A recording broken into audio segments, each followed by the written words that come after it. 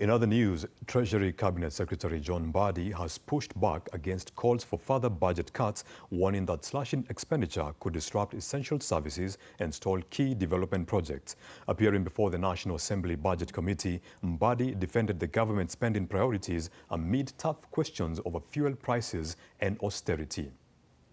Remember when Treasury Cabinet Secretary John Mbadi says Kenya is already losing nearly 12 billion shillings monthly for the reduction of VAT on fuel from 16 to 8%, warning that scrapping the tax entirely would double the losses and create a major revenue gap within months. It should be understood that now we are operating in very difficult times. But again, this government, I don't think there is any government which has faced the kind of challenges that this government has faced. He further argues that fuel prices are determined by global market forces, demand and supply dynamics, accusing politicians of oversimplifying and politicizing the fuel debate. Price is a function of demand and supply.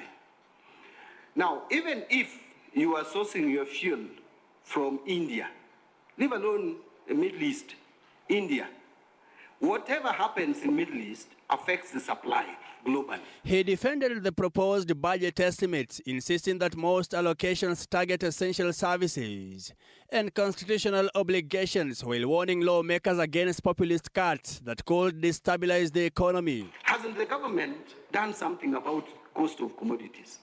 The cost of basic commodities, especially food, we have tried in the basic food commodities. We have tried to intervene, fertilizer, seeds. Even as committee members pushed for austerity measures and reduced government expenditure, Mbadi maintained that the proposed financial plan seeks to strike a balance between economic stability, development priorities, and public welfare. That if the intention of Ndindi Nyoro was to, first of all, remove VAT on petroleum, there is no space for us to do that.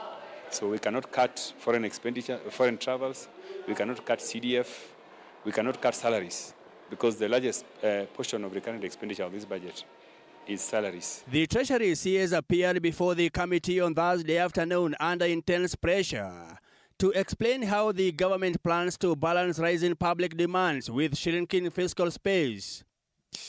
Mike Kagwango, TV 47, Nairobi.